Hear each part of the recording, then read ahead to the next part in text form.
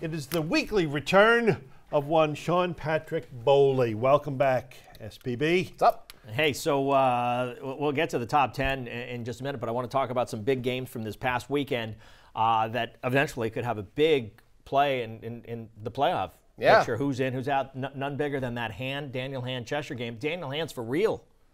Yeah, it looks like it. I mean, look at that wind at Daniel Hand. Look at this, flying all over the place. What a crazy game this was. We were talking about North Haven Xavier from the week before. This was like the stark opposite. The wind and the crazy crowd. I mean, who's better than the Hand band, by the way? They played all the hits. You know. Anyway, well, here was some big. They got a safety to start the game. Well, they actually had an interception. They had that started Hand, getting them a touchdown. Then he had an a safety for Cheshire. Most of the touchdowns in this were not offensive touchdowns. Yeah. And there's another.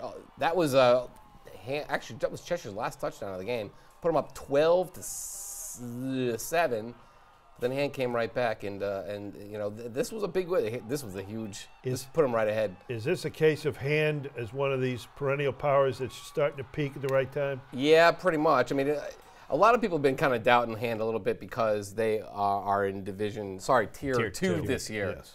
Why were they in tier 2? Well, it's just the way the SEC set it up. If your record wasn't so great over a few years ago, then they would drop you, and then if you were really good in a couple of years, they would move you back up. So North Haven went up, Hand went down, but Hand really shouldn't have been down because it was just they just had a few bad years. What are you going to do? Can't win them all. So anyway, so they're down and they're kind of benefiting from the schedule. If you ask them, they say, look, the schedule is pretty hard. They played Bunnell, which is 6-2 now. They played Shelton pretty tough, and then they played and beat Cheshire, which was our preseason favorite going into the year. Yeah. And their defense, let me tell you, their defense, Brian Casagrande, is outstanding. I don't care what division they play in. That is one of the best defenses I've seen in the state this year. And Daniel Hand with one loss on the year. Just the Shelton loss. They almost won that game too. Right, and yet they're not in the top 10. Let's look and not that I'm blaming you, right? No, you're not determining the top 10.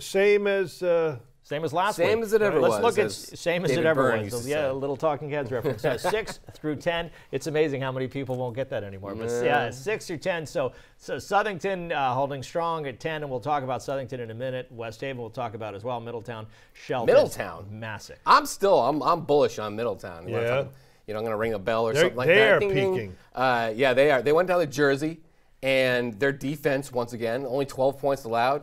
Oresco kicks 3 field goals. He's now tied the career state record with 21 field goals, and they are rolling along. They have let's see, I think they played Platt this week, and then their last game is obviously Windsor, and that's on Thanksgiving Eve, and that is going to be a doozy. That's going to be the best game. Where is that game? I believe it's going to be at Windsor this year. Okay. At O'Brien Stadium in Windsor. It was at Middletown last year, and it was a really close game. And then they played again in the playoffs, and they got blown away. So I think this year's Middletown team is really flying under the radar just by their results. They're just putting teams away, and I really like them. So I actually bumped them up this week in the poll. 2. What's that? To what? I think I have them at 5. Oh, okay. All right. So after Shelton, Shelton 4. Well, we saw Southington and West Haven there, but Southington, after losing the week before and looking a little shaky in a victory the week before that, comes back with a convincing win over Enfield. It was almost as if the Knights figuring they got something to prove. Yeah, Enfield, kind of a struggling program. I mean, right now, the merger of the schools really hasn't taken off yet. A really nice effort from Southington here. I mean, the defense got it going. Barmore threw a few touchdown passes. He ran for another. He looked a lot better than the previous 2 weeks. Who's that now? I don't even know. But they look great. They look much better, as expected. Nice tune-up for this Saturday. They're playing South Windsor, which also got back on track after they lost their first game to Conard. They're playing at South Windsor on Saturday afternoon. I believe actually Saturday mornings at 11 o'clock. Let's hope nobody sleepwalks through that one. That's a huge game in Class Double-L, both with 1 loss, and the loser is going to be really sweating it out. The winner is going to feel a little bit better about itself on Thanksgiving. That'll be a big game, very, very big game. So we're talking, as we keep on talking about teams that are kind of regrouping and getting back going, West Haven after the tough defeat, the loss to Shelton, gets back on against a pretty good test in Hill House. Yeah, and that's a big matchup there between West Haven and Hill House. I mean, the defense came to play in this one, and the offense did just enough. I think they were up 3 scores before Hill House made a move, and then the defense kind of showed up again. Hill House, really young. I don't say really young, but they're a pretty young team, pretty inexperienced. They haven't, a lot of things that went their way last year haven't really gone their way this year.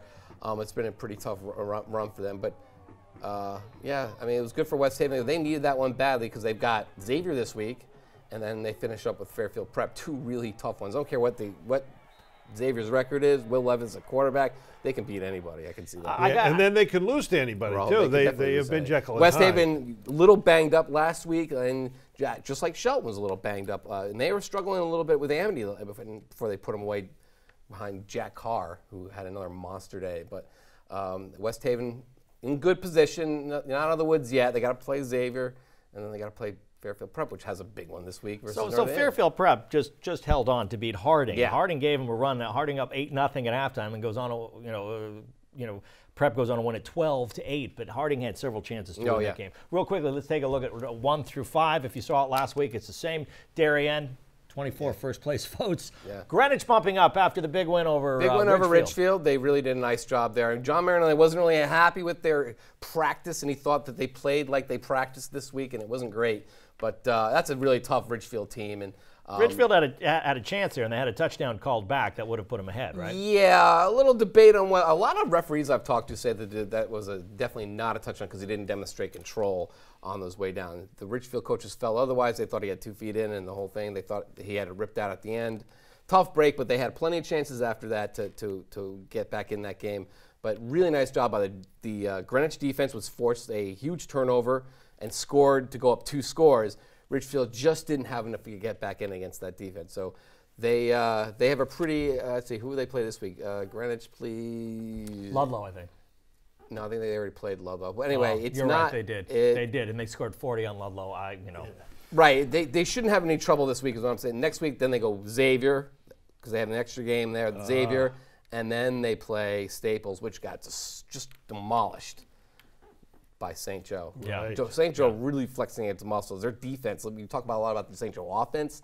Their defense, with Jude Andrzejewski, really just absolutely crushing it. Several sacks. He had a fumble, forced fumble, return for a touchdown, and then he actually had another pick 6 on a crazy play in the end zone, and they were just rolling. So St. Joseph's got the defense now that can go with the offense. They're going to be dangerous in Class S, man. This week, what are the games that stick out? Give me 2 or 3. Well, first of all, the North Haven Fairfield Prep one, which I think is big, and then you have we'll stick with the North Haven one. The North Haven one, both teams need that. Fairfield Prep really didn't play great against Harding. Now they got to go to Vanacore Field. They got to face Montana and the North Haven ground and pound offense. That's going to be a real slugfest. Very, very key in both playoff races in L and double L. And then another big one is West Haven Xavier down at West Haven. Really huge game for West Haven, we mentioned. And then the 2 on Saturday, Hand at Cross at noon. And then you have the Southington South Windsor game, which... You're skipping one. Which one am I skipping? Battle of Unbeaten. Oh, my God. I forgot the Rocky Hill Berlin. There you go. Well, here's the problem with that one. That one, Mark. I know you're all fired up. Here's the problem with that. It's really only for seeding because Berlin has unofficially qualified. So they're just kind of hanging out now. Rocky Hill does need it to win to get in, but otherwise it'll be, well, let's put it this way. I think they're going to get it anyway, even with a loss there, with just some bonus points. But, yeah, it's a big – They would want to stay away from that top seed St. Joe's in Class S. In Class S, that's the thing. It's really about seeding there. But either way, if you look at, St. Joe, you want to stay away from the 2-3 side. But then you got to face maybe an Ansonia in the other one. Or maybe you're the top seed and you face Ansonia. Who knows? Yeah. It's no easy games in Class S at all. That's a huge game. I mean, there's going to be a lot of people flying around, but not as many playoff implications as you would think. Right. But that's true. But a battle of unbeaten. But this is by the way, this is the last full week of Oh, do not say. We have a bunch of Thursday night games coming up this week. Right, but this is the last full week of next week after this is just kind of teams that didn't, play 9 games yet. Some big ones, but it's not a full schedule.